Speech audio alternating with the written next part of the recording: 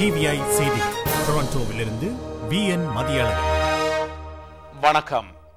Geneva மனித உரிமை பேரவையில் அமெரிக்க தீர்மானம் ஒரு முதற்படியென புலம்பெயர்ந்த தமிழர் அமைப்புகள் கூறி அதை வரவேற்றுள்ளன.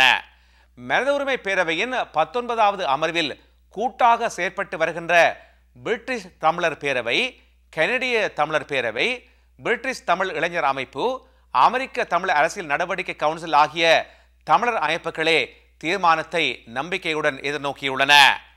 இலங்கை போரின் இறுதி கட்டத்தில் இழைக்கப்பட்டதாக கூறப்படும் மனித உரிமை மீறல்கள் தொடர்பாக ஜெனீவா மனித உரிமை பேரவை அமர்வில் அமெரிக்கா கொண்டு வந்திருக்கும் தீர்மானத்தின் மீது இந்தியா தமிழர்களின் நலனை மனதில் கொண்டு ஒரு நிலைப்பாட்டை எடுக்கும்.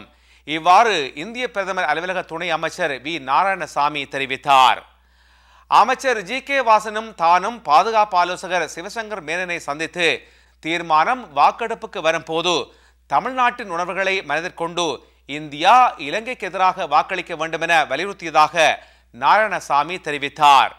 இதேவேளையில் தீர்மானத்திற்கு ஆதரவாக இந்தியா வாக்களிக்க வேண்டுமென்ற தமிழகத்தின் கோரிக்கை செவி சாய்க்கப்படும் என்ற வகையில் இந்திய வெளிநாட்டு அமைச்சர் SM கிருஷ்ணா கருத்து வெளியிட்டுள்ளார்.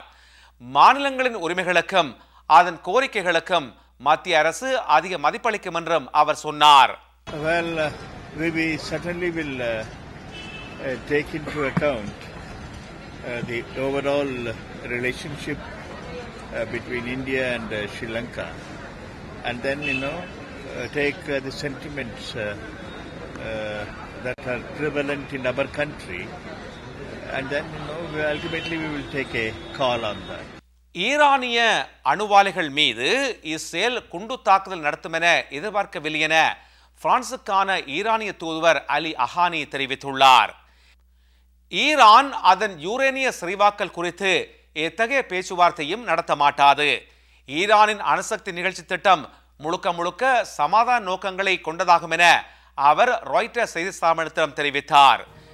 விரிவான செய்திகள் TVIயின் செய்தி அறிக்கையில் இடம்பெறும்.